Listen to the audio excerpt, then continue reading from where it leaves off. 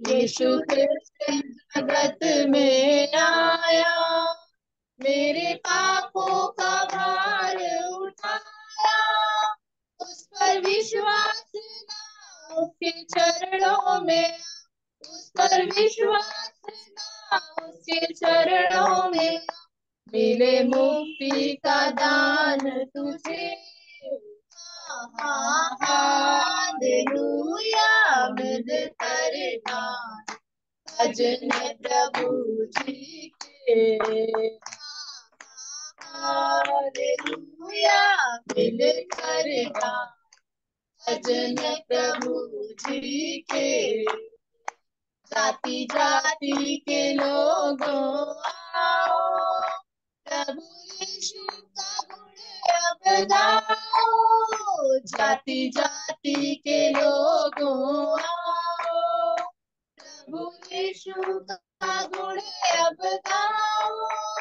वही पाप हरे, मन में शांति भरे, वही पाप हरे, मन में शांति भरे, वही बेड़ा पार करे।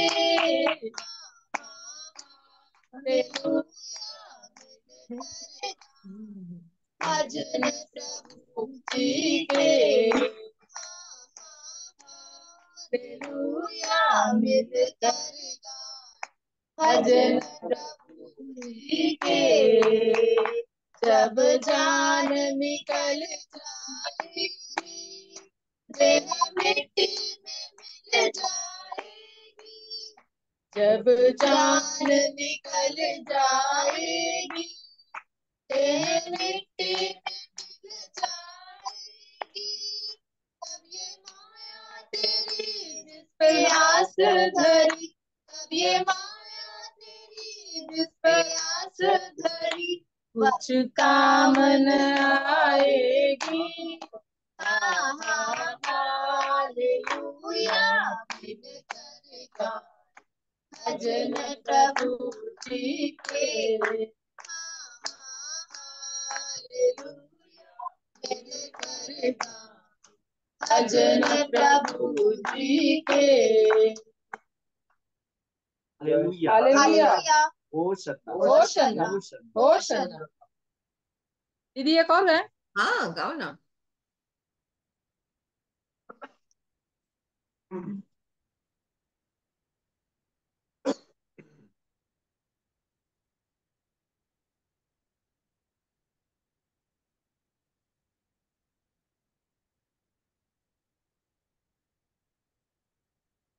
राजा भजन करूं मैं, भजन करूं। आजादी कितने 48। आजादी गीत में से 48।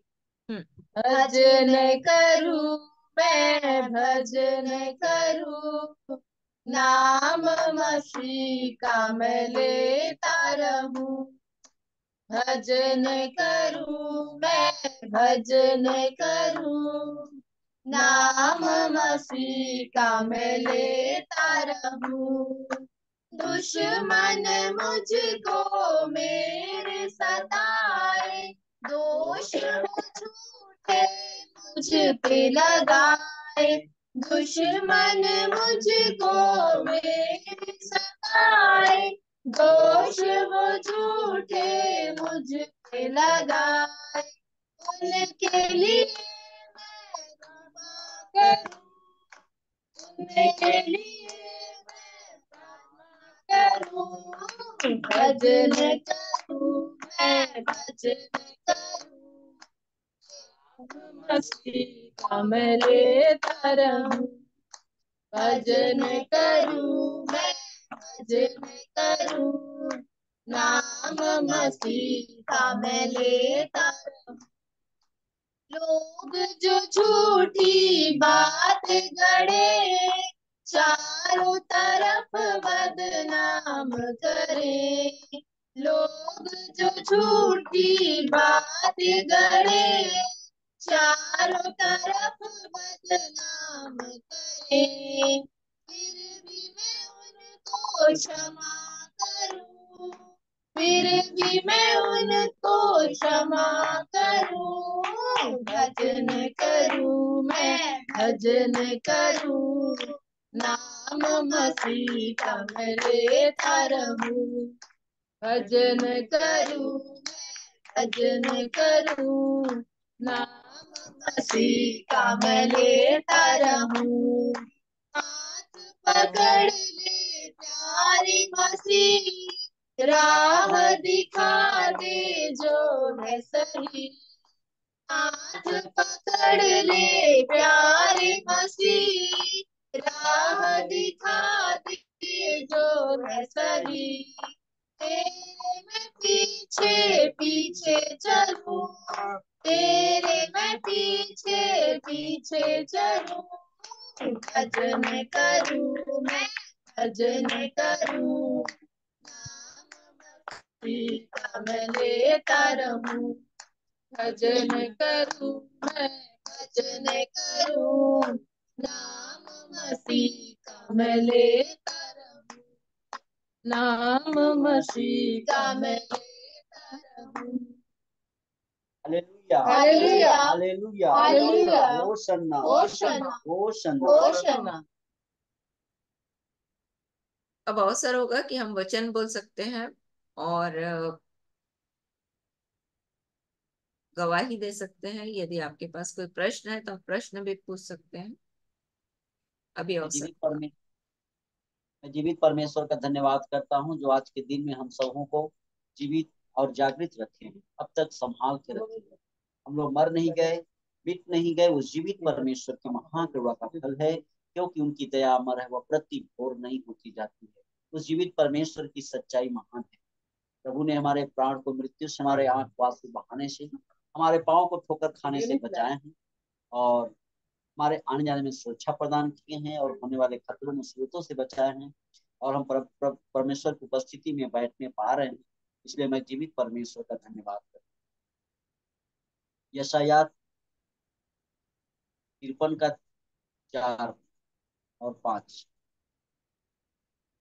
निश्चय उसने हमारे रोगों को सह लिया, हमारे रोगों को सह लिया, और हमारे ही दुखों को उठा लिया, और हमारे ही दुखों को उठा लिया। तो भी हमने उसे परमेश्वर का मारा कूटा और दुर्दशा में पड़ा हुआ समझा। परंतु वह हमारे ही अपराधों के कारण घायल किया गया, वह हमारे ही अधर्म के कामों के कारण कुचला गया, हमारी ही शांति के लिए उस पर ताड़ना पड़ी, कि उसके कोड़े खाने से हम लोग चंगे हो जाएं।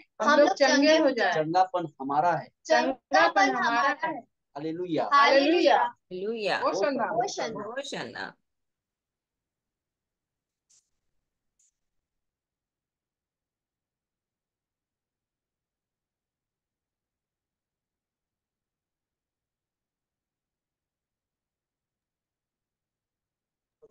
सरड़ा आंटी प्रेज द लॉर्ड बेटा। आंटी वचन बोलूंगी। यिर्मयाह 29 का 11। मैं प्रभु यह कहता हूँ कि मैंने तुम्हारी भलाई के लिए योजनाएं बनाई हैं, बुराई के लिए नहीं, और मैं उन योजनाओं को अच्छी तरह जानता हूँ। मैंने तुम्हारे लिए एक सुखद भविष्य की योजना बनाई है। मैं तुम्हें एक आशमाएं आशमाएं भविष्य दूंगा। Hallelujah, hosanna. होशन्ना।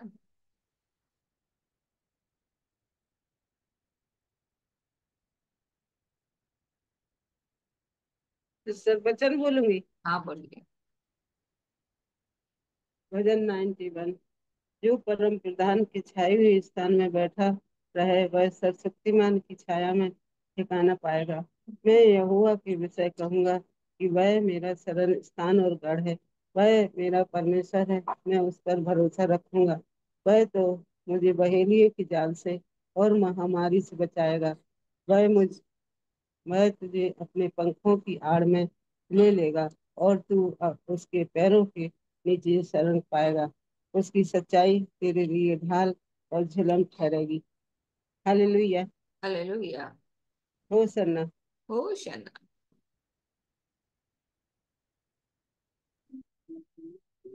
जय यीशु दीदी। जय यीशु की।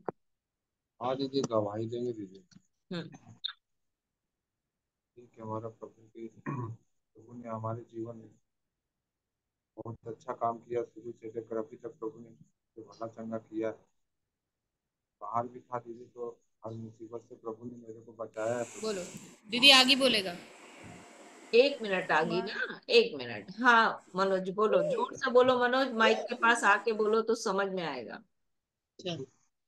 छुप के बोले। सुनाई नहीं दे रहा है। जय यीशु दीदी। जय मैं यीशु। गवाही दे रहा हूँ, प्रभु ने मेरे जीवन में बहुत अद्भुत अद्भुत काम किया है।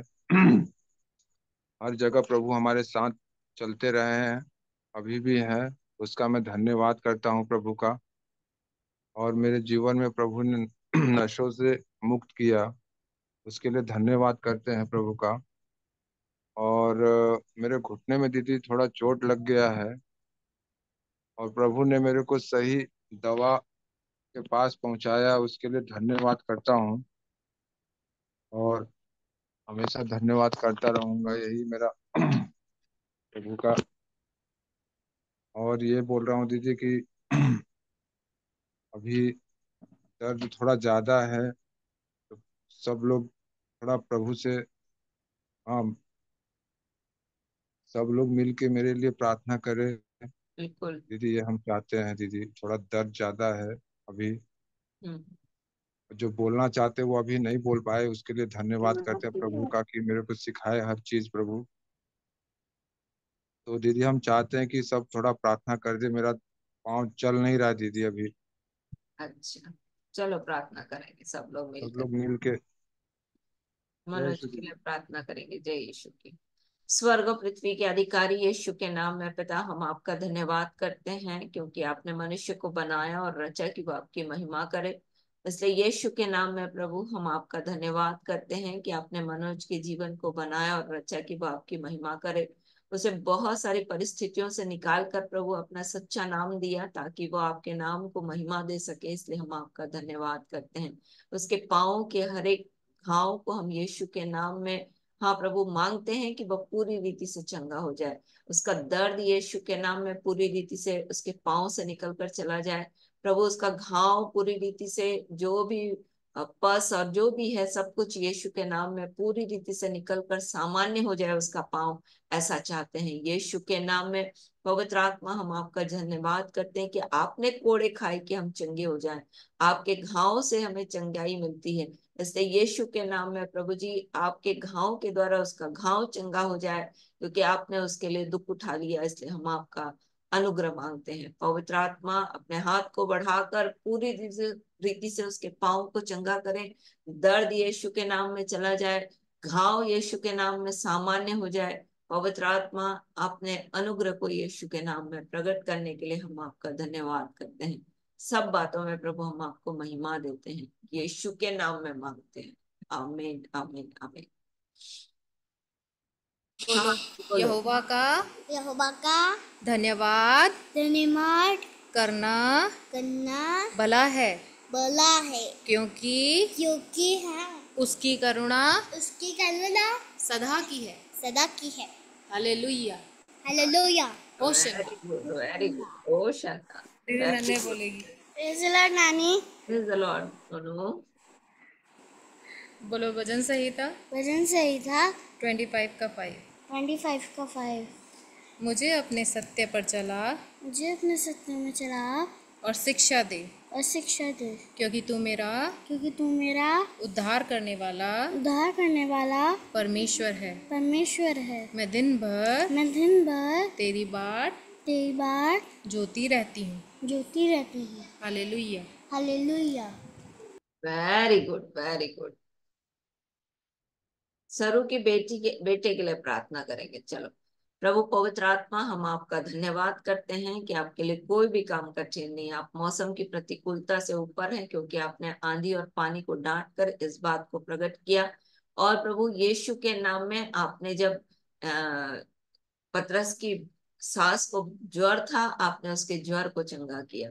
आपने बड़े बड़े काम किए। आपने अंधों को आंखें दी, गूंगों को बोलने की सामर्थ दी, आपने लंगड़ों को चलने की सामर्थ दी। हाँ प्रभु, दुष्ट आत्माओं को निकाला। हाँ प्रभु जी, आपने हर एक प्रकार के रोग को, लकवे के रोगी को यीशु के नाम में उठाकर खड़ा कर दिया। और आपने कहा तेरे पाप क्षमा हुए, उठ अपनी खाट उठा और चल फिर। वैसे ही प्रभु जी, आज के दिन हमारे बीच में जो भी बीमार है, उसके लिए हम आज्ञा देते हैं कि वो यीशु के नाम में चंगे हो जाएं। पवित्र आत्मा, अपने अनुग्रह को प्रकट करने के लिए हम आपका धन्यवाद करते हैं। ज्वर की आत्मा को हम पुनरुत्थित और विजय यीशु के नाम में डांटते हैं और आज्ञा देते हैं कि बच्चे के शरीर से निकल जाए। वैसे ही प्रभु जी, जितने भी लोग बीमार हैं, उन सब के लिए आज के समय में हम प्रार्थना करते हैं। प्रभु, अपने हाथ को बढ़ाकर, बलवंत हाथ, प्रबल हाथ, शक्तिमान हाथ को बढ़ाकर चंगा करें।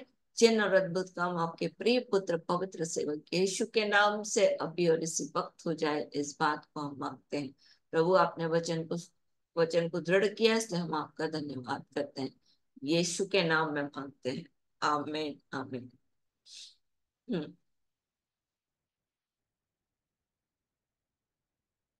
जल्दी जल्दी बोलिए।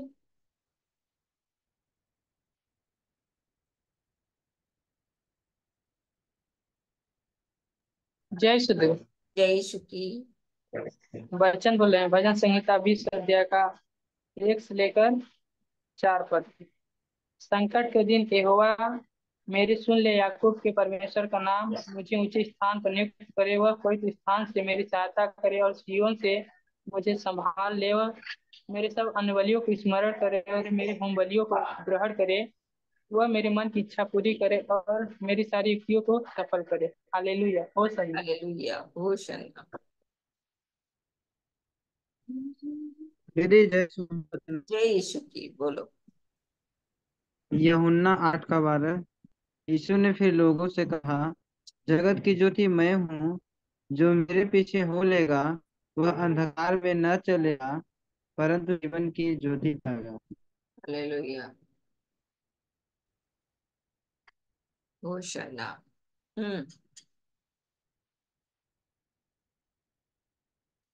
जानकी, मेरी आवाज आ रही है? जानकी, मेरी आवाज आ रही है?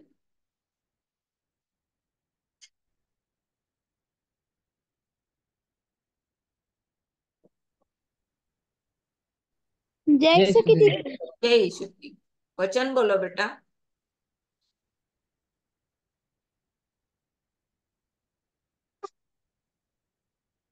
इंटरनेट का।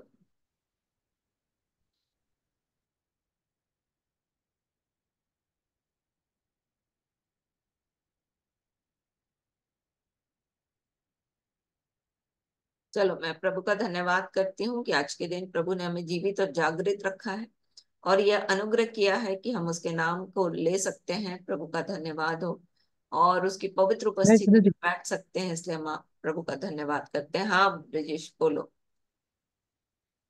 वचन बोले हैं ईसाया का 53:5 बोले हैं, परंतु वह हमारे अपराधों के कारण घायल किया गया, हमारे अधर्म के कामों कारण चला कुचला गया। गया। हमारी शांति के लिए उस पर उस तान। पर ताड़ना पड़ी। उसके कोड़े खाने से हम चंगे हो जाएं। हम्म। हालेलुया। होसन्ना। हालेलुया। उसके कोड़े खाने से चंगापन हमारा है। एक स्टार बना होगा, उसके नीचे लिखा हुआ है चंगापन हमारा है। सो प्रभु का धन्यवाद हो आज के दिन के लिए। और प्रभु ने जो अनुग्रह हमारे जीवन के लिए किया है, एक दिन और जोड़ दिया हमारे जीवन के लिए, प्रभु का धन्यवाद हो। और हम सब जानते हैं कि बहुत सारे लोग आज के दिन को देखना चाहते थे। उसने बहुत सारी कल्पनाएं की, प्लानिंग बनाई होगी, बहुत बड़ी बड़ी योजनाएं बनाई होंगी कि आज के दिन हम ऐसा करेंगे, पर वो ऐसा कर नहीं पाए। परंतु प्रभु ने हमें जीवित रखा है, इसलिए प्रभु का धन्यवाद हो कि हम उसकी महिमा करें। सो एक भजन में गाऊंगी, राजाओं का राजा है, प्रभुओं का प्रभु है। ये वचन से है, प्रकाशित वाक्य से। और चलो गाए। राजाओं का राजा है वो, प्रभुओं का प्रभु है। राजाओं का राजा है वो प्रभुओं का प्रभु है, प्रभु यीशु मसीह, प्रभु यीशु मसीह, प्रभु यीशु मसीह, प्रभु यीशु मसीह, राजाओं का राजा है, वो प्रभुओं का प्रभु है, राजाओं का राजा है, वो प्रभुओं का प्रभु है, शत्रु को हरा दिया, संसार को जीत लिया, मृत्यु से पार होकर अनंत जीवन दिया, शत्रु को हरा दिया, संसार को जीत लिया, मृत्यु से पार होकर अनंत जीवन दिया, विधियों का वो लेख जो विरोध में था मिटा डाला, विधियों का वो लेख जो विरोध में था मिटा डाला, राजाओं का राजा है, वो प्रभुओं का प्रभु है, राजाओं का राजा है, वो प्रभुओं का प्रभु है, बुलाए चुने हुए और विश्वासियों के नाम जय पाना ही है, वचन का है आवाज, बुलाए चुने हुए और विश्वासियों के नाम जय पाना ही है, वचन का है आवाज, जब तक सांस रहे करे ना हम विश्राम, जब तक सांस रहे करे ना हम विश्राम, राजाओं का राजा है, वो प्रभु का प्रभु है, राजाओं का राजा है, वो प्रभुओं का प्रभु है, प्रभु यीशु मसीह, प्रभु यीशु मसीह, प्रभु यीशु मसीह, प्रभु यीशु मसीह, राजाओं का राजा है, वो प्रभु का प्रभु है, राजाओं का राजा है, वो प्रभुओं का प्रभु है। जैसे मैंने पिछले दिनों बताया था कि अंबिकापुर में गई थी, तो वहां पर एक डॉक्टर है जो चाइल्ड स्पेशलिस्ट बनना चाहती है, और एक जज है वो, और उसके मम्मी पापा गवर्नमेंट में जॉब करते हैं। और जैसा मैंने पिछले बार बताया था, हम उनके साथ संगति कर नहीं पाए, और उसके मम्मी पापा माँ तो विश्वास करती थी, पर पापा विश्वास नहीं करते थे, क्योंकि समाज से उनको डर था, और मे बी यीशु मसीह को सच्चा परमेश्वर के रूप में न जानते हों। और ऐसा हुआ कि जब हम उनके घर में गए अंबिकापुर में, तो इसके पापा ड्यूटी से आ गए, और उस बीच जब मैं उसका उस बिटिया का नाम है सृष्टि, तो सृष्टि और हर्षा, तो सृष्टि डॉक्टर है और हर्षा जो है वो जज है। तो जब उनसे बात करने का मौका मिला और वो गवाही बता रही थी अपनी, तो वैसे ही उसके पापा आ गए, और फिर उसके पापा से मैंने चर्चा शुरू की, और फिर दोनों माता पिता ने प्रभु यीशु मसीह को अपना व्यक्तिगत उद्धारकर्ता करके ग्रहण किया। और ये उन दिनों का है जो आज से शायद 6 महीना या 1 साल हो गया। फिर अचानक ऐसा हुआ कि सृष्टि जो है वो अ, पश्चिम बंगाल के एक बड़े हॉस्पिटल में अपना इंटर्नशिप कंप्लीट कर रही है। तो उसको छोड़ने के लिए उसके मम्मी पापा जा रहे थे और रास्ते में उन लोग खड़े हुए थे और अचानक पीछे से एक ट्रक ने कार को मारा और कार ने फिर दूसरी कार को मारा और कार जो है वो ट्रक के अंदर घुस गई। ऐसे करके और जो कार ट्रक के अंदर घुसी वो इनकी कार थी। और प्रभु का धन्यवाद हो कि सारे लोग सुरक्षित हैं और हड्डियां टूट गई हैं। जैसे सृष्टि का पूरा कुल्हा ही एक साइड का निकल गया था, उसका ऑपरेशन करके जोड़ा गया।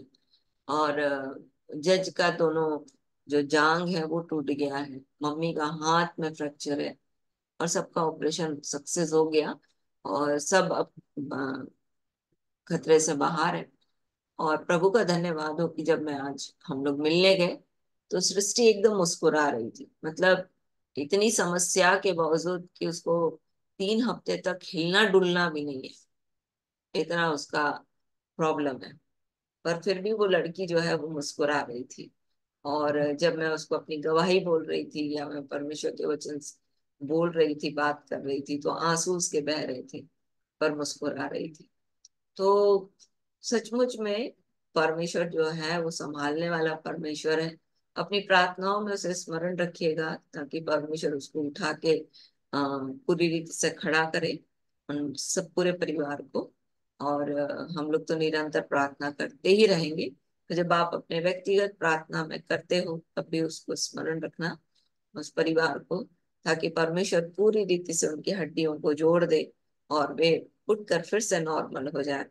सो प्रभु का धन्यवाद हो कि इन सब परिस्थितियों में प्रभु हमारे जीवन को भी सिखाता है।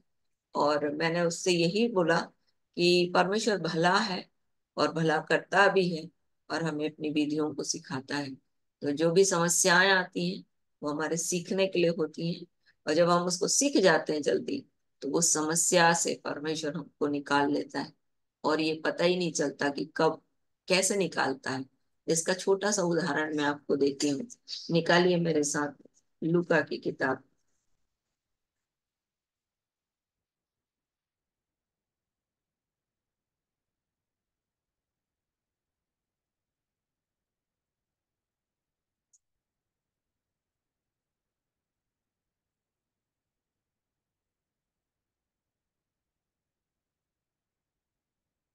पाठ अध्याय।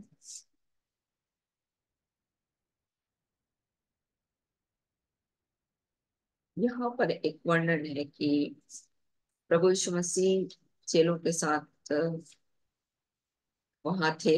कहाँ पर? जहां पर आंधी चल रही थी और प्रभु ने आंधी और पानी को क्या कर दिया? डांट दिया।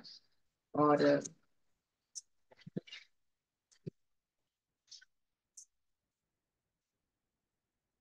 एक मिनट।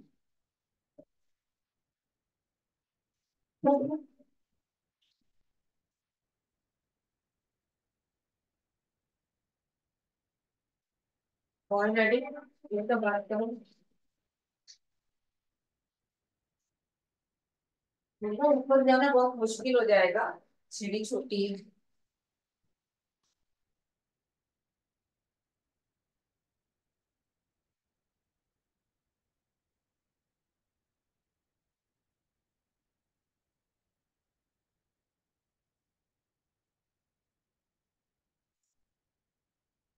वहां पर प्रभु बोलते हैं, वहां पर प्रभु ने कहा कि आओ पार चले।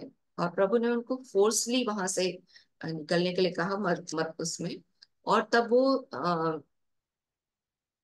जब निकले वहां से तो प्रभु ने क्या किया? अ, पानी पर आधी रात को चलकर उनके पास गए। जैसे मत्ती रचित सुसमाचार उसका 14 अध्याय।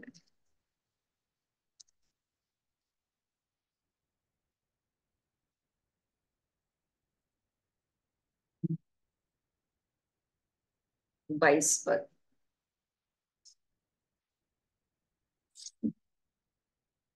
भक्ति रचित सुसमाचार।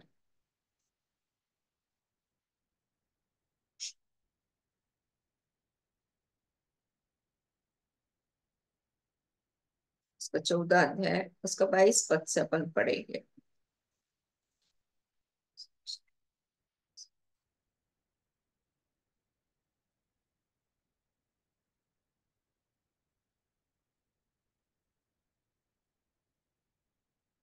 और परमेश्वर का वचन बोलता है कि प्रभु यीशु मसीह ने उन्हें विवश किया कि वो उसमें जाए।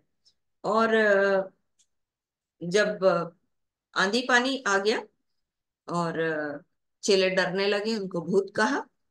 और आप और मैं इस बात को देखते हैं कि जैसे ही अ, प्रभु यीशु मसीह उस नाव पर चढ़े और वे कहाँ पहुंच गए, वो अपने स्थान पर पहुंच गए जहां पर उनको जाना था। तो जब हम लोग परमेश्वर के साथ, प्रभु यीशु मसीह, कई परिस्थितियों में हम रहते हैं, पर जब प्रभु यीशु मसीह एक पर्टिकुलर टाइम में, एक निश्चित समय में जब परमेश्वर अपने आप को प्रकट कर देता है, तो वो तुरंत हमको हमारे यथा स्थान पर, जहां हमको जाना है, उस स्थान तक हमको पहुंचा देता है। तो परमेश्वर के, प्रभु यीशु मसीह के लिए, परमेश्वर के लोगों के लिए ये बात सीखने की है कि उस समय के लिए हमको इन स्थितियों से निकलना पड़ता है, परंतु प्रभु उन सब से हमको क्या कर देता है, निकाल कर जहां वो हमको पहुंचाना चाहता है वहां हम पहुंच जाते हैं। सो प्रभु का धन्यवाद हो। यदि आपके पास कोई प्रश्न है तो आप पूछ सकते हो।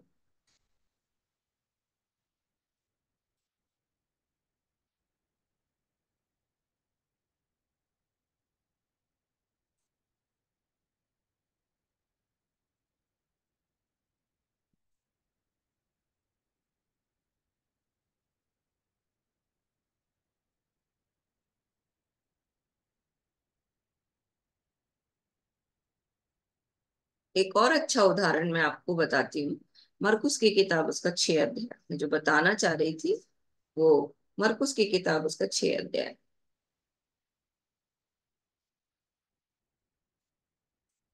45 पद से हम लोग पढ़ेंगे 51 पद तक।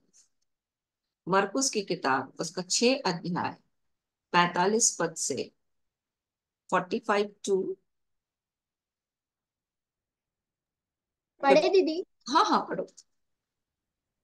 तब उसने तुरंत अपने चेलों को नाव पर चढ़ने के लिए विवश किया कि वे उससे पहले उस पार बेतसैदा को चले जाएं, तब तक कि वह लोगों को विदा करे। उन्हें विदा करके वह पहाड़ पर प्रार्थना करने को गया।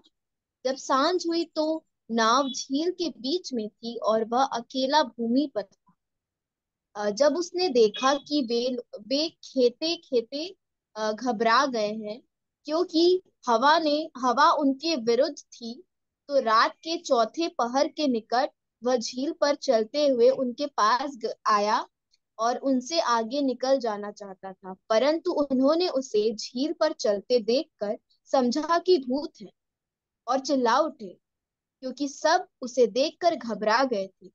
पर उसने तुरंत उनसे बातें की और कहा, ढाढ़स बांधो, मैं हूँ, डरो मत। तब वह उनके पास नाव पर आया और हवा थम गई क्या और वे हुआ? बहुत ही आश्चर्य करने लगे। क्या हुआ? जैसे ही यीशु मसीह आ गया तो हवा क्या हो गई? थम गई। हवा मतलब शैतान की जितनी एक्टिविटीज थी। यदि आप हवा के बारे में पढ़ोगे तो एयर, इसको बोलता है प्रिंस ऑफ एयर। यदि आप इफिसियों की पुस्तक, उसका 2 अध्याय, इफिसियों की पुस्तक, उसका 2 अध्याय,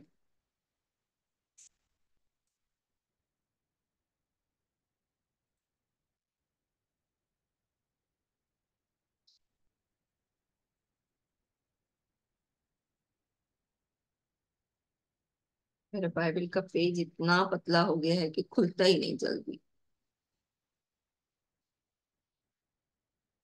2 अध्याय 2 पद पढ़ते हैं अपन। इफिसियों की पुस्तक, उसका 2 अध्याय 2 पद। जिनमें तुम पहले इस संसार की रीति पर और आकाश के अधिकार के हाकिम अर्थात उस आकाश के आत्मा के अधिकार के हाकिम, आकाश के अधिकार के हाकिम को आप वहां पर लिख सकते हो प्रिंस ऑफ एयर, मतलब वायु का राजा, वायु का राजा।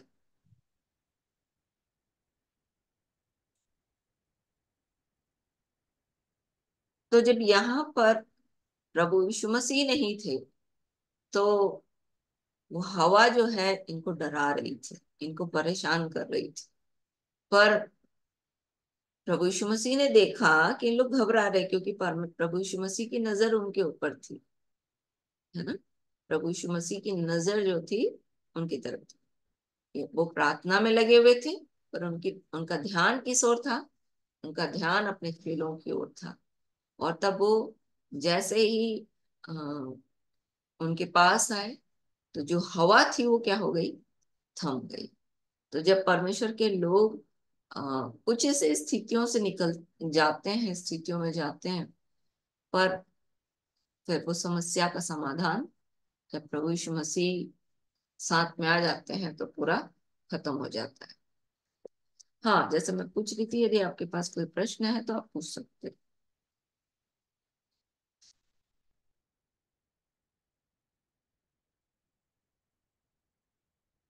मैं कल आपको प्रार्थना के बारे में बताऊंगी बोल रही थी। एक और बात, जैसे मैंने कल आपसे प्रार्थना के विषय में कहा था कि जब हम लोग प्रार्थना करते हैं और हम धन्यवाद दे देते हैं, तब भी यदि हमको लगता है कि इसका उत्तर हमें नहीं मिल रहा है, तो क्या हमको प्रार्थना करना चाहिए उस विषय में? या आत्मा हमको जब उबारती है तो क्या हम प्रार्थना करें उस विषय के लिए? क्योंकि हमने तो उसको धन्यवाद दे दिया, पर हमने देखा कि निरंतर प्रार्थना करना है, बिना चुके और बिना रुके। इसके लिए हमको निरंतर प्रार्थना करना है जब तक हम उसको प्रैक्टिकली देख नहीं लेते आंखों से। जैसे कि आ, नहमिया की पुस्तक से अपन ने देखा था कि वो लगातार प्रार्थना कर रहे थे, कई दिन से वो प्रार्थना कर रहा था, और फिर परमेश्वर ने काम शुरू किया। और जब शुरू किया तो अद्भुत था। वैसे ही जब परमेश्वर के लोग अ, बिना रुके बिना चुके जब प्रार्थना करते रहते हैं तो परमेश्वर विवश हो जाता है। जैसे अपन ने कल लूका उसका 18 अध्याय से देखा था, वो जो स्त्री थी वो बोल रही थी मेरा न्याय चुका, मेरा न्याय चुका, मेरा न्याय चुका। तो वो जो न्यायाधीश था उसने, वो बोलता है कि मैं सब काम छोड़ करके सबसे पहले इसका न्याय चुकाऊंगा, क्योंकि ये मेरे नाक में दम करके रखी है। तो ये बात। दूसरी बात, दूसरी बात निकाल लो मेरे साथ। इतिहास की किताब, दूसरा इतिहास उसका 7 अध्याय।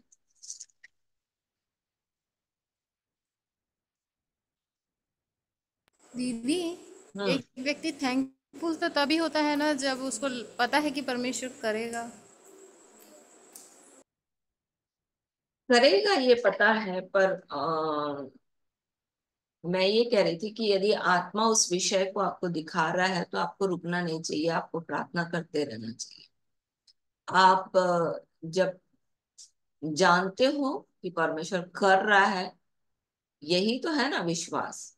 यही तो विश्वास है कि आप जानते हो कि परमेश्वर करता है, परमेश्वर करेगा, परमेश्वर कर रहा है ना। और दानियल के जीवन से आप देखो ना कि वो 21 दिन से लगा पड़ा था। परमेश्वर तो प्रार्थना एक ही दिन सुन लिया था, पहले दिन ही सुन लिया था। जब 21 दिन की प्रार्थना उसकी खत्म हुई तो स्वदूत ने आकर बोला कि प्रार्थना तो तेरी पहले ही दिन खत्म हो चुकी थी, पर जो बोलता है कि सोर का धान मेरे से लड़ने आना। तो फिर मैं युद्ध में जीत करके फिर वहां आया, मतलब मिकाएल उससे लड़ने आया और मिकाएल उस प्रार्थना का उत्तर वहां तक पहुंचा। तो देखो, प्रार्थना जो है एक सबसे अच्छी एक बात प्रार्थना में यह है कि हम परमेश्वर की उपस्थिति, प्रार्थना क्या है, प्रार्थना क्या समझते हो? मैं जो बोल रही हूँ समझ में आ रहा है ना? जी दीदी। समझ में आ रहा है तो फिर भी आप पूछ सकते हो। जैसे आ, जब आप हम लोग वचन में देखते हैं, प्रार्थना मतलब हम अपनी बात परमेश्वर के सामने रखते हैं, है ना। तो अपनी बात परमेश्वर के सामने रखने के लिए हम लोग सबसे पहले क्या करते हैं, क्योंकि परमेश्वर का वचन बोलता है कि I will enter with A thanks giving, है।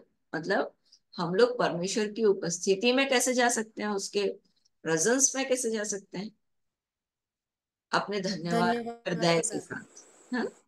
तो आप और मैं जब भी प्रार्थना करने बैठते हैं तो हम लोग क्या करते हैं, हम लोग धन्यवाद करते हैं, हर विषय के लिए धन्यवाद करते हैं, परिस्थितियां कैसी भी हो हम धन्यवाद करते हैं, है ना।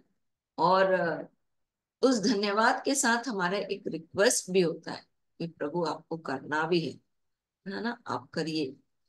ये एक, जब हमको आत्मा, जैसे मैं बोल रही थी कल ही बोल रही थी कि जब हम लोग प्रार्थना करने बैठते हैं और वो विषय अगर हमको स्मरण आता है तो हमको लग रहा है कि हमने तो धन्यवाद दे दिया, क्या इस विषय के लिए हमको प्रार्थना करना चाहिए, क्योंकि आत्मा दिखा रहा है कि हम प्रार्थना करें, तो हमको क्या कर लेना चाहिए, धन्यवाद के साथ प्रार्थना करना चाहिए। दूसरी बात, क्लियर हुआ कि नहीं।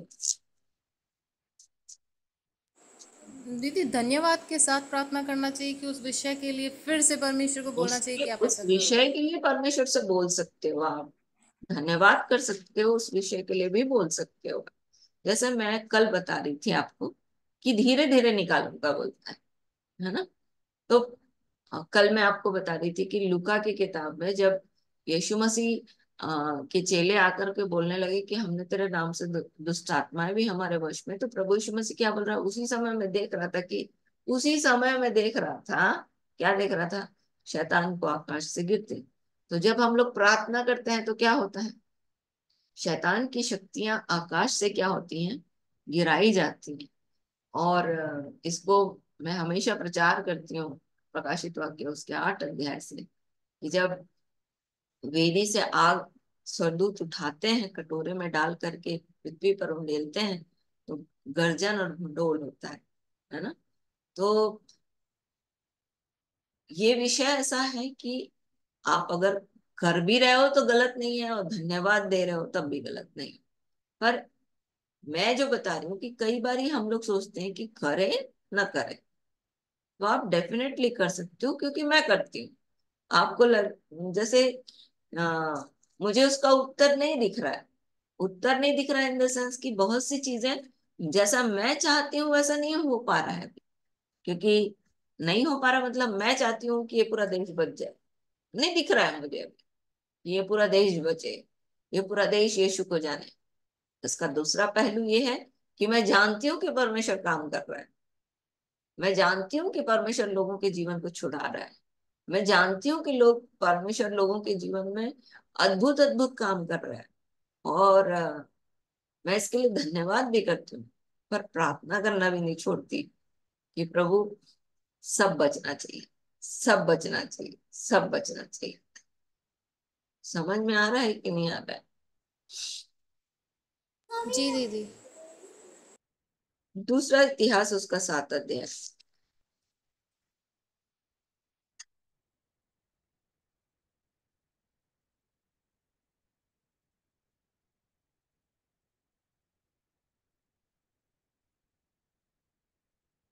चौदह पद। दूसरा इतिहास 7 अध्याय 14 पद। तब जब यदि मेरी प्रजा के लोग जो हम्म मेरे कहलाते हैं दिन होकर प्रार्थना करें और मेरे दर्शन की खोजी होकर अपनी बुरी चाल से फिरें, तो मैं स्वर्ग में से सुनकर उनका पाप क्षमा करूंगा और उनके देश को ज्यों का त्यों कर दूंगा। कई बार ये ऐसा होता है कि हम लोग धन्यवाद करते हैं, हम लोग प्रार्थना करते हैं, हम लोग परमेश्वर के ऊपर उस दिन अपन देख रहे थे दीनता क्या होती है, टोटली परमेश्वर के ऊपर मतलब पूरी रीति से परमेश्वर के ऊपर डिपेंड हो जाना। और दीनता का दूसरा पहलू ऐसे ये है कि हमको दीनता दिखानी भी पड़ेगी ना, दिखानी भी ऐसी पड़ेगी जैसे मूसा ने किया। कैसे किया मूसा ने, मूसा ने ऐसा किया कि जब उसके भाई और उसकी बहन जो है उसके ऊपर लांछन लगा रहे थे, वो क्या किया? वो उन लोगों के लिए प्रार्थना किया। इजरायली बार बार उसको पथरवाह करना चाहते थे, उसको बकते थे। तब वो क्या करता था? वो ये नहीं बोलता था कि मैं इतना मेहनत करके तुम लोगों को छुड़ा के लेकर आया और तुम लोग मेरे को यहाँ पर आके बक रहे हो। ऐसे नहीं बोला। वो क्या बोला? वो सीधा जाता था किसके पास? रिस्पॉन्ड करो, रिस्पॉन्ड करोगे तो मेरे को समझ में आएगा कि रिस्पॉन्स करोगे तो मेरे को समझ में आएगा कि हाँ आप सुन रहे हो। वो क्या करता था? प्रार्थना करता था वो। हम्म, वो परमेश्वर के पास आकर के अपनी समस्याओं को बोलता था। लोग तो उसको वही नहीं बात है, प्रार्थना करना। सीधा डायरेक्ट जाता था और बोलता था कि हाँ, कई बार उसने दुहाई भी दी कि अब मैं क्या करूं। और बोलता था देख इन लोग मेरे को क्या कर रहे हैं, पथरवाह करना चाह रहे हैं इन लोग मेरे को। मतलब मुख्य बात यह है कि डायरेक्ट वो किसके पास जाता था? परमेश्वर के पास जाता था कि प्रभु आपको करना है, प्रभु आप करो। ऐसे मैं कुछ नहीं कर सकता। पर वो लोगों को उस रिएक्ट नहीं करता था, लोगों को नहीं बोलता था। मैं अपने व्यक्तिगत जीवन में देखती हूँ कि जब मैं किसी के लिए अच्छा करती हूँ और वो मेरे को लांछन लगाता है, तो मैं तुरंत रिएक्ट करती हूँ। मैं बोलती हूँ देखो मैंने इसके लिए इतना कुछ किया और ये मेरे साथ ऐसा व्यवहार कर पाए। बोलते हैं कि नहीं बोलते? पर ये चीज मेरे भी सीखने के लिए है कि परिस्थितियां जब आती हैं तो मूसा को सामने रखना है और देखना है कि हाँ भैया, इसने उसको रिएक्ट नहीं किया। फिर उसके बाद प्रभु यीशु मसीह बोलता है मैं दीन और नम्र हूं, मन में दीन और नम्र हूं। प्रभु यीशु मसीह भी क्या किया? जितने लोग उसके ऊपर लांछन लगा रहे थे, कभी उसने रिएक्ट नहीं किया। उसने क्या किया? उनके लिए प्रार्थना की कि प्रभु इन्हें क्षमा कर, क्योंकि ये नहीं जानते कि ये क्या कर रहे हैं। है ना? तो जब एक व्यक्ति दीन होकर, दीन मतलब वो दिखना चाहिए, वो परमेश्वर की दृष्टि में दिखना चाहिए। क्या बोलता है? मनुष्य अपनी दृष्टि में तो पवित्र ठहरता है पर यहोवा मन को तौलता है, मन को जांचता है। तो परमेश्वर को दिखना चाहिए ना कि हम लोग दीन है कि नहीं है। फिर बोलता है कि दर्शन के खोजी होकर अपनी बुरी चाल से फिरे। दर्शन मतलब परमेश्वर का प्रेजेंस। परमेश्वर का प्रेजेंस कैसे पाते हैं? आपको पता है परमेश्वर का प्रेजेंस कैसे आता है?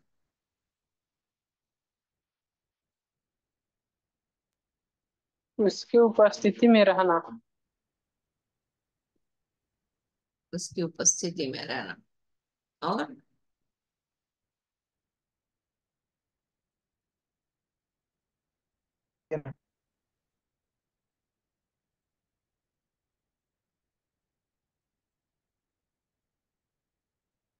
दीदी दिन भर परमेश्वर के वचन के साथ बने रहने से। दिन भर परमेश्वर के वचन के साथ बने रहना। और किसी को कुछ समझ में आ रहा है? क्या है, आवाज नहीं है जी। मैं ये पूछ रही हूँ कि दर्शन के खोजी होने को क्या समझते हो?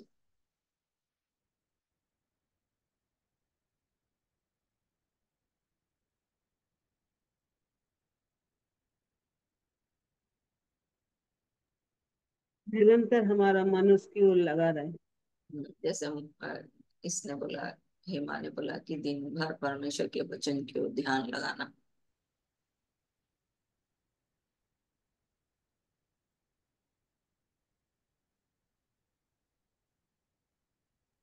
जी, जहाँ दर्शन की बात नहीं होती लोग निरंकुश हो जाते हैं। इसलिए दर्शन की खोजी होना चाहिए।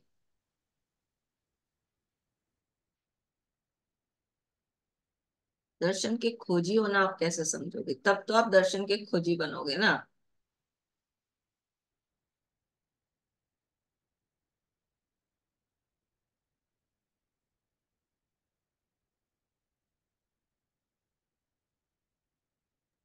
दीदी उसके वचन के द्वारा हमें परमेश्वर का मार्ग और दर्शन मिलता है।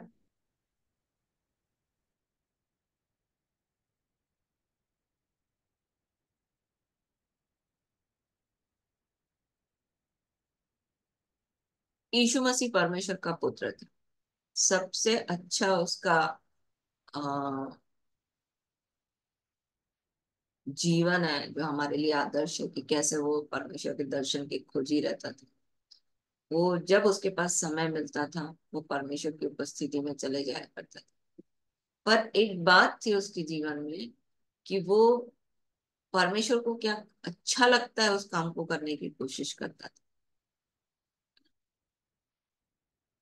खोजना मतलब परमेश्वर को क्या अच्छा लगता है, परमेश्वर को क्या पसंद आता है, ये भी हमको देखना पड़ेगा।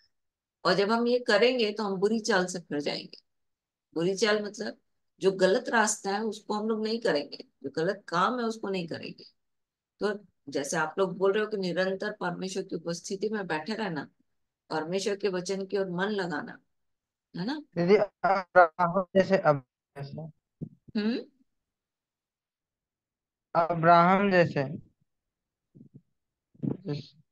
अब्राहम जैसे, अब्राहम का एक अच्छा उदाहरण ये है कि वो जिस जगह में जाता था सबसे पहले वेदी बनाता था। वेदी बना करके वो प्रार्थना किया करता था।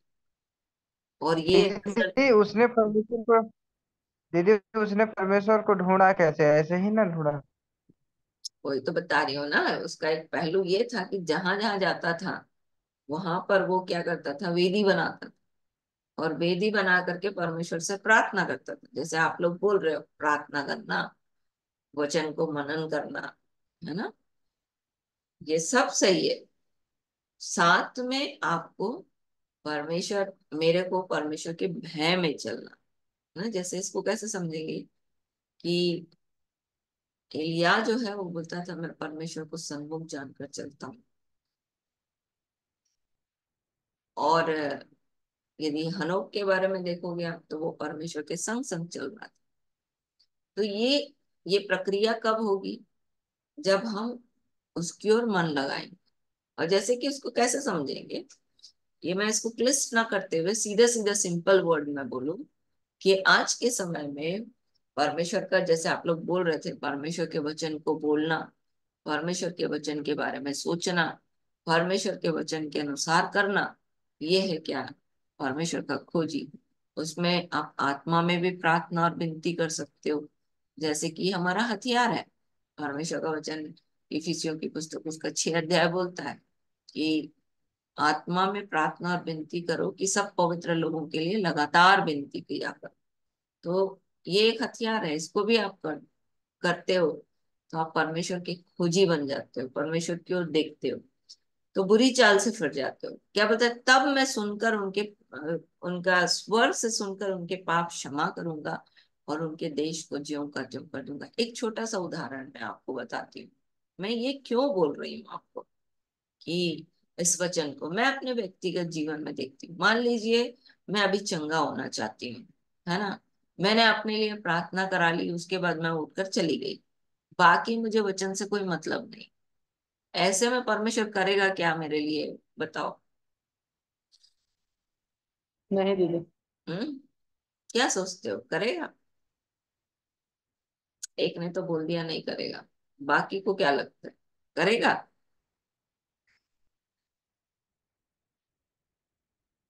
दीदी यदि कोई नया है तो परमेश्वर करेगा, अगर वो पुराना है और परमेश्वर के वचन को अभी भी नहीं मान रहा तो फिर थोड़ा मुश्किल है। आपको पता है, नए लोग जब आते हैं ना तो पहली बार परमेश्वर उनके लिए कर देता है, पर फिर बार बार नहीं करता। और नए होने पर भी नहीं करता, बार बार नहीं करता, क्योंकि अब परमेश्वर उसको सिखाना चाहता है कि वो उसको जाने, वो उसमें बढ़े, है ना। तो बहुत जरूरी है। कई बार इसलिए बोलता ना कि मूसा और एलिया भी आ जाए मेरे प्रार्थना करने के लिए, शमूएल भी आ जाए, मूसा और शमूएल भी आ जाए प्रार्थना करने के लिए, तो भी मैं इनकी प्रार्थना को नहीं सुनूंगा, बोलता है यिर्मयाह की पुस्तक। क्यों बोलता है ऐसा? ये लोग प्रार्थना कर रहे थे, फिर भी लोग, परमेश्वर सुन के इनके लिए बड़े बड़े काम कर रहे थे, पर जब सामने वाला ही तैयार नहीं है तो परमेश्वर बोलता है ना ना ना, फिर ये बड़े बड़े लोग भी प्रार्थना करेंगे तो भी मैं कुछ नहीं करूंगा। तो ये भी सीखना है आपको, ये भी जानना है। कई लोग जो हैं केवल चंगाई के लिए आते हैं, कई लोग जो हैं केवल खाना खाने आते हैं। मैं क्यों बोल रही हूँ खाना खाने? यीशु मसीह बोलता है ना 6 अध्याय में, तुम मेरे पास आए किस लिए? भोजन के लिए आ रहे, मेरे पीछे घूम रहे हो, बस स्वर्गीय भोजन की चिंता नहीं है तुम। तो ये दूसरा कारण है प्रार्थना करने का, कि जब हम प्रार्थना करें तो हमको दर्शन की खोजी भी होना है, बुरी चाल से भी फिरना और पाप करने से भी बचना है ना, दीन होना है। अगर हम लोग सोचेंगे कि हाँ प्रार्थना करने से बस हो जाएगा काम, और फिर ये कब बोल रहा था? एक कब बोल रहा था? दूसरा इतिहास 7 अध्याय, आपको पता है कब बोल रहा था? कब बोल रहा था ये? जब मंदिर का निर्माण हो गया और सुलेमान जो है वो प्रार्थना कर रहा था परमेश्वर से कि प्रभु, और परमेश्वर की उपस्थिति थी ना, मंदिर में पूरा बादल भर गया, और परमेश्वर की उपस्थिति में सुलेमान जो है बोल रहा, देख प्रभु ऐसा ऐसा कंडीशन होगा तो ऐसा ऐसा स्थिति होगा तो तू प्रार्थना को सुन ले। पर परमेश्वर क्या बोल रहा है? नहीं, साथ में क्या भी करना है, दीन होकर प्रार्थना करना है, दर्शन के खोजी होना है, बुरी चाल से फिरना है, तब मैं क्या करूंगा? उनके पाप क्षमा करूंगा। एक शर्त परमेश्वर ने रख दी। और ये कब हुआ? जब इजरायली जो है मिस्र से निकल गए थे और कनान देश को पहुंच गए थे, और वहां पर परमेश्वर इनको फला फुला रहा था, और ये क्या कर रहे थे? ये पाप कर रहे थे, है ना, गड़बड़ी कर रहे थे। ये परमेश्वर जानता था, इसलिए परमेश्वर ने ये शर्त रखी। तीसरी चीज, मत्ती रची सुसमाचार उसका 6 अध्याय 33 और 34 पर पढ़ो।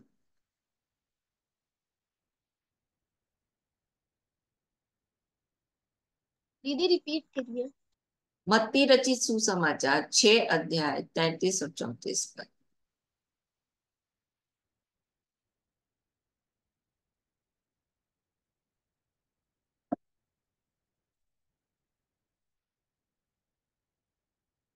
बोलता है, इसलिए धार्मिकता और राज्य की खोज करो तो तुमको सब वस्तुएं मिल जाएंगी। यहाँ पर जो मैं खोज की बात कर रही थी, यदि आप इतिहास के 15 अध्याय में आओगे तभी एक बात बोलता है कि जब तक तुम यहोवा के संग रहोगे तब तक वो तुम्हारे संग रहेगा। यदि तुम उसकी खोज में रहो तो वो तुमको मिला करेगा, यदि तुम उसको त्याग दोगे तो वो भी तुमको त्याग देगा।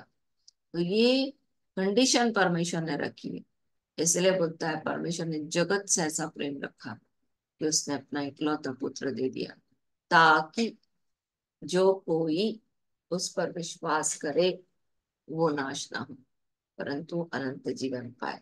तो सबके जीवन के लिए नहीं बोल रहा है, जो कोई उस पर विश्वास करेगा उसके लिए बोल रहा है।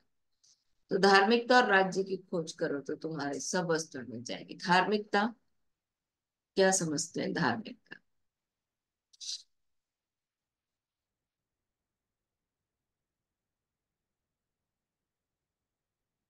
धार्मिकता मतलब क्या समझते परमेश्वर के नजर में सही बन जाना। हैं? परमेश्वर की नजर में सही बनना।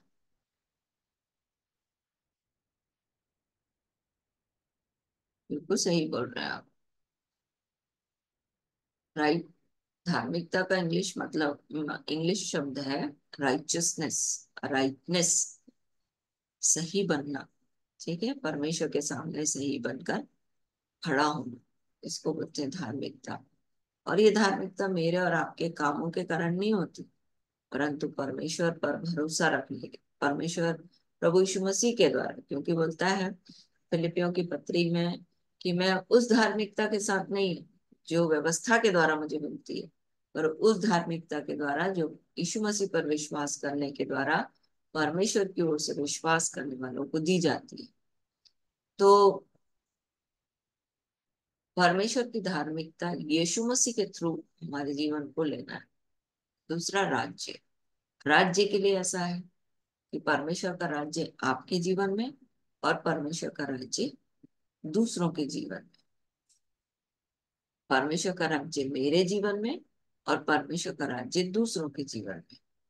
यदि इस बात की हमारे अंदर चिंता है तो बाकी चीजें मांगने की जरूरत नहीं पड़ती, बार बार रिपीट करने की भी जरूरत नहीं पड़ेगी। आपकी व्यक्तिगत आवश्यकता के लिए आप परमेश्वर उस चीज को कर देगा। जैसे कि हम लोग बीमारी के लिए बार बार प्रार्थना करते हैं, हम लोग अपने सफलता के लिए बार बार प्रार्थना करते हैं, हम अपनी आवश्यकताओं के लिए प्रभु के पास देखते रहते हैं कि प्रभु हमारे जीवन के लिए करे करे करे करे। तो जो पहला जो मैंने आपको बताया कि धन्यवाद दे दिया, तो अब क्या प्रार्थना करना चाहिए, ये पर्सनल के लिए मैं कह रही हूँ कि अगर आपकी व्यक्तिगत आवश्यकता है आप उसको एक किनारे कर दो, पर जब आप परमेश्वर के राज्य की है तो उसके लिए आप गिड़गिड़ाओ। क्योंकि जब आप परमेश्वर के राज्य के लिए मांगोगे ना, तो हर दिन उसके लिए प्रार्थना करने की आवश्यकता है, हर दिन हर दिन। क्योंकि ऐसी परिस्थिति है जिसमें निरंतर प्रार्थना करने की बात करता है। हर दिन हमको प्रार्थना करना है कि प्रभु लोग बचा लिए जाए। हर दिन हमको प्रार्थना करना है कि प्रभु दुष्टों की बुराइयों का अंत हो, आपकी धार्मिकता स्थिर की जाए। अब समझ में आ रहा है क्या कि मैं क्यों बोल रही थी कि धन्यवाद भी दे रहे हैं तो भी प्रार्थना करना है? समझ में आ रहा है? अभी आया समझ में? जी दीदी। अगर परमेश्वर के राज्य की बात है तो आपको निरंतर प्रार्थना करना है। आपको परिस्थितियां जैसे भी दिख रही हैं आपको प्रार्थना करना है।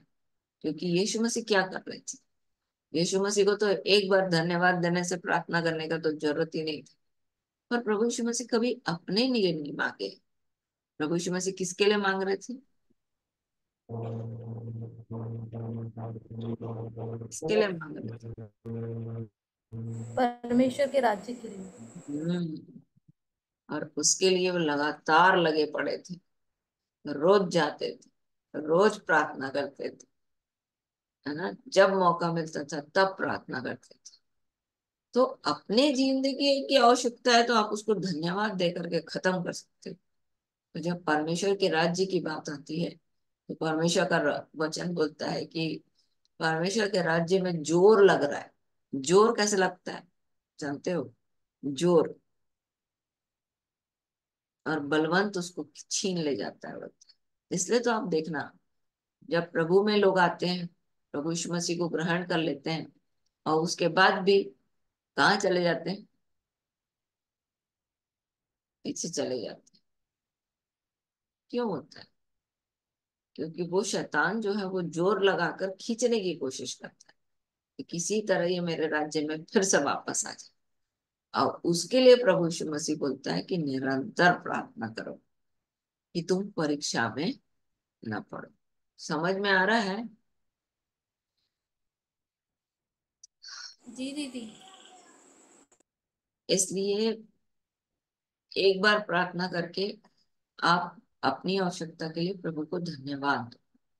क्योंकि परमेश्वर के लिए इम्पोर्टेंट ये नहीं है कि आपको क्या चाहिए, आप मांग रहे हो। परमेश्वर के लिए ये इम्पोर्टेंट है कि आप परमेश्वर के लिए क्या इच्छा रखते हो, है ना। क्योंकि सारी चीजें परमेश्वर जानता है, नहीं जानता क्या? सब चीज जानता है। उसको पता है कि हमको क्या चाहिए। इसलिए मैंने उस अध्याय को खोला, मरकुस की किताब 6 अध्याय में, कि प्रभु देख रहा था कि ओ इनका आंधी तूफान का समस्या चल रहा है। तो क्या हुआ? प्रभु आ गया पानी पर चल के उनसे मिलने के लिए और चेलों को दिखाने के लिए कि तुम पानी पर भी चल सकते हो। ये क्यों किया? क्योंकि प्रभु वहां पर दिखाना चाह रहा था कि प्रिंस ऑफ एयर की हर एक एक्टिविटीज में मैं अथॉरिटी रखता हूँ, मैं अधिकार रखता हूँ। पानी पर क्यों चला, एक दिन मैं बताना चाह रही थी। पानी पानी पर चलने का कारण ये था कि प्रभु यीशु मसीह जो है वो संसार और संसार के अभिलाषों से ऊपर थे, ऊपर थे। उनके लिए जाति मायने नहीं रखती थी। उनके लिए मतलब अपना राज्य मायने नहीं रखता था। उनके लिए किसका राज्य मायने रखता था? परमेश्वर का राज्य। और इसीलिए उस परमेश्वर का वचन उस पानी पर चलकर दिखाने का तात्पर्य था कि हर एक कुल, हर एक भाषा, हर एक जाति पर प्रभु यीशु मसीह के पास अधिकार है, और वो अधिकार हमको देना चाहता है। इसलिए बोलता है ना, प्रकाशित वाक्य उसका 19 अध्याय। फिर प्रार्थना करेंगे। प्रकाशित वाक्य उसका 19 अध्याय।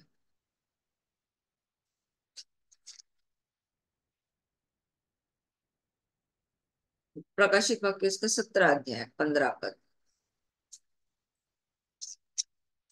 फिर उसने मुझसे कहा, जो पानी तूने देखे जिन पर वेश्या बैठी है, वे तो लोग और भीड़ और जातियां और भाषाएं हैं। हम्म मतलब वो जो शैतान के कंट्रोल में है, प्रभु यहाँ पर दिखा रहा है कि उसके ऊपर प्रभु का क्या है, अधिकार है, क्योंकि वो उसके ऊपर चल रहा था। किसके ऊपर? ये भाषा, ये जाति, ये भीड़, है ना, वो लोग जो परमेश्वर के खिलाफ खड़े होते हैं, जिनको कंट्रोल कौन कर रहा है? शैतान। तो प्रभु ये दिखाना चाह रहा था कि मेरे ऊपर है, मैं उनके ऊपर हूं। और जैसे ही वो आया तो क्या हो गया? पानी थम गया और आंधी भी रुक गई। मतलब सारा चीज का कंट्रोल प्रभु के हाथ में है। और इसी को परमेश्वर दिखा बोलता है कि परमेश्वर को कभी किसी ने नहीं देखा, परंतु उसके इकलौते पुत्र ने जो पिता की गोद में उसको प्रकट किया। तो परमेश्वर का ये गुण है ना, कि वो सारी बातों पर अधिकारी है। परमेश्वर का ये गुण है कि उसके पास प्रकृति को कंट्रोल करने की ताकत है, क्योंकि उसी ने उसे बनाया। और इसी को यीशु मसीह आकर के इस पृथ्वी पर कर रहे थे। समझ में आया?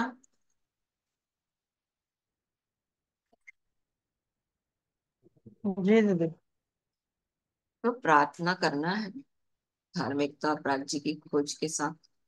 और परमेश्वर के पास सब चीजों का अधिकार है, इसलिए हमको पूरी रीति से उसके ऊपर डिपेंड होकर प्रार्थना करना है, परमेश्वर के ओर देखना है। हमारी आवश्यकता पूरी हो गई, उसके बाद खत्म वाला किस्सा नहीं करना है। हमको पेट में दर्द हो रहा था, हम प्रार्थना करवा लिए, काम खत्म। अब उससे आगे कुछ सोचने की जरूरत नहीं है। परमेश्वर इससे खुश नहीं होता। परमेश्वर इससे खुश होता है कि आप उसके राज्य के लिए चिंता करो। आइए प्रार्थना करें। स्वर्ग और पृथ्वी के राजा यीशु के नाम में पिता, हम आपका धन्यवाद करते हैं। धन्यवाद करते हैं आपकी पवित्र उपस्थिति के लिए। धन्यवाद देते हैं प्रभु आपकी योजना के लिए। धन्यवाद देते हैं कि हमें उस योजना में शामिल करने के लिए। धन्यवाद देते हैं हमें अपना मंदिर बनाने के लिए। धन्यवाद देते हैं प्रभु हमारे अंदर अपनी आत्मा को रखने के लिए। धन्यवाद देते हैं हमारे साथ साथ चलने के लिए। धन्यवाद देते हैं प्रभु हमारे लिए उपाय करने के लिए। धन्यवाद देते हैं प्रभु आप हमारे चिंता करने वाले हैं, और आप हमारे प्रतिदिन का बोझ उठा रहे हैं। आप हमारे मृत्यु से बचाने वाले परमेश्वर हैं। आप हमारे बचाने वाले परमेश्वर हैं। आप हमारा उद्धार करने वाले परमेश्वर हैं। इसलिए हम आपका धन्यवाद करते हैं। और प्रभु यीशु मसीह ने इस पृथ्वी पर आकर इस बात को प्रकट किया, हम आपका धन्यवाद करते हैं। हम जय जयकार करते हैं। हम सबको प्रभु जी आपने आंखों की अभिलाषा, शरीर की अभिलाषा और जीवन के घमंड से निकाला है, इसलिए हम आपका धन्यवाद करते हैं। पर प्रभु आने वाले क्षण के लिए भी हम आपकी ओर देखते हैं, क्योंकि शैतान इस खोज में है कि कब किसको फाड़ कर खाए। इसलिए पवित्र आत्मा हमें से प्रत्येक को विश्वास में और भी मजबूत करे पिता। आपके वचन की बातें हमारे जीवन के लिए सर्वोपरि हो, और शरीर और संसार की अभिलाषाएं और जीवन के घमंड हमारे जीवन से मिटते चले जाएं, और आपके राज्य और महिमा की बढ़ती को यीशु के नाम में देखने पाए, ऐसा अनुग्रह चाहते हैं। इस रात्रि में हम अपने आत्मा, प्राण और देह को आपके हाथ में देते हैं प्रभु। कल का दिन हम आपके साथ बिताना चाहते हैं। हर एक को रात्रि में सुरक्षित रखें।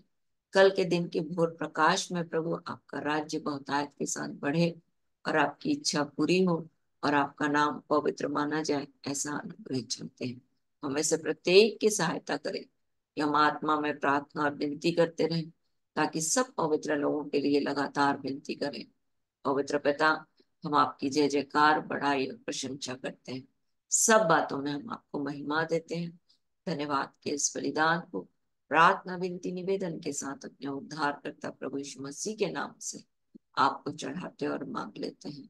आमीन, amen, amen. Hallelujah, hallelujah, hallelujah. Hosanna, hosanna, hosanna. सब कुछ यीशु की। जय श्री दीदी। जय जय यीशु की। कल मिलते हैं ना। जय